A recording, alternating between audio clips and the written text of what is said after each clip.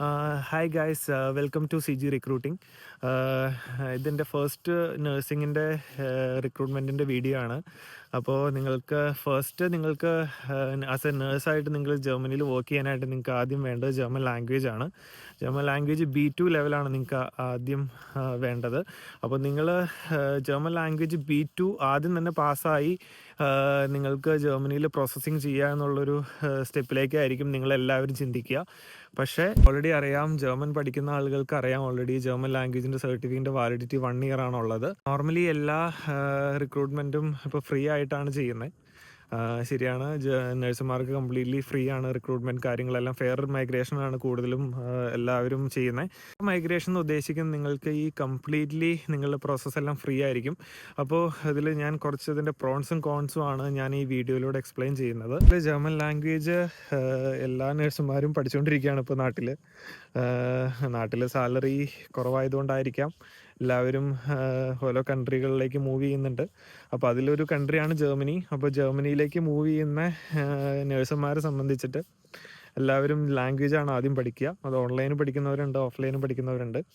അപ്പോൾ നിങ്ങൾ പഠിത്തം കഴിഞ്ഞ് നിങ്ങൾ ജർമ്മൻ ലാംഗ്വേജ് B2 വരെ പഠിച്ച് പാസ്സായി കഴിയുമ്പോൾ നിങ്ങളുടെ പ്രോസസ്സിങ്ങിനെ കുറിച്ച് നിങ്ങൾ സ്റ്റാർട്ട് ചെയ്യുമായിരിക്കും. അപ്പോൾ ആ പ്രോസസ്സിങ്ങിൽ നിങ്ങൾ ബേസിക്കലി നിങ്ങൾക്കൊരു ഇൻ്റർവ്യൂസ് ഉണ്ടാവും. നിങ്ങളുടെ ഇൻ്റർവ്യൂ കഴിഞ്ഞ് നിങ്ങൾ പാസ്സായി കഴിഞ്ഞ് കഴിയുമ്പോൾ നിങ്ങളുടെ ഡെഫിസിറ്റ് ബെഷായിൻ്റെ പ്രോസസ്സായിരിക്കും നിങ്ങളുടെ ചെയ്യുക. അതിന് ഫസ്റ്റ് നിങ്ങൾ ട്രാൻസ്ലേഷൻ ആയിരിക്കും ചെയ്യുന്നത്.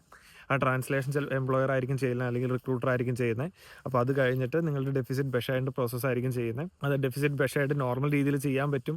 അത് കൂടാണ്ട് നമുക്കൊരു എംപ്ലോയറിൻ്റെ സഹായത്തോട് കൂടിയിട്ട് കുറച്ചുകൂടെ ആക്സിലറേറ്റർ ആയിട്ട് നമുക്ക് ചെയ്യാനും പറ്റും. അപ്പോൾ അത് ഏത് രീതിയിലാണ് ചെയ്യുന്നത് അതിനെ ബേസ് ചെയ്തിട്ടായിരിക്കും അതിൻ്റെ പ്രോസസ്സിങ്ങിൻ്റെ ഡ്യൂറേഷൻസും ടൈമും കാര്യങ്ങളെല്ലാം വരിക. ഡെഫിസിറ്റ് ബെഷായിട്ട് നിങ്ങൾക്ക് കിട്ടിയതിന് ശേഷം നിങ്ങൾക്ക് വേണ്ട ഒരു ഡോക്യുമെൻ്റ് എന്ന് പറയുന്നത് നിങ്ങൾക്ക് ഒരു ഷൂളെ, അത് ഐദർ റിക്രൂട്ടർ അല്ലെങ്കിൽ നിങ്ങളുടെ എംപ്ലോയർ ആയിരിക്കും കണ്ടുപിടിച്ച് തരിക.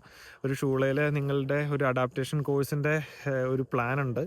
അപ്പോൾ ആ ഒരു പ്ലാൻ നിങ്ങൾക്ക് അവിടുത്തെ സ്കൂളിൽ നിന്നൊക്കെ ആ പ്ലാനോട് കിട്ടിക്കഴിഞ്ഞാൽ മാത്രമാണ് നമുക്ക് വിസയ്ക്ക് വയ്ക്കുക. അതിൽ വിസയ്ക്ക് വെക്കാൻ വേണ്ടിയിട്ടുള്ള മെയിൻ ഡോക്യുമെൻറ്റ്സ് എന്ന് പറയുന്നത് നിങ്ങളുടെ അർബൈറ്റ്സ് ഫെട്രാഗ് വേണം നിങ്ങൾക്ക്, പിന്നെ അവിടെ നിന്നൊരു ഡിക്ലറേഷൻ ഓഫ് എംപ്ലോയ്മെൻറ്റ് വേണം, പിന്നെ നിങ്ങളുടെ സ്കൂൾ പ്ലാൻ, നിങ്ങളുടെ അഡാപ്റ്റേഷൻ കോഴ്സ് ചെയ്യാനുള്ള സ്കൂൾ പ്ലാൻ വേണം, പിന്നെ നിങ്ങളുടെ ഡെഫിസിറ്റ് ബെഷായിഡ്, പിന്നെ നിങ്ങളുടെ B2 ഫുൾ മൊഡ്യൂൾ സർട്ടിഫിക്കറ്റ് ആണ് നിങ്ങൾക്ക് വിസയ്ക്ക് വെക്കാനായിട്ട് മെയിനായിട്ടും വേണ്ടത്.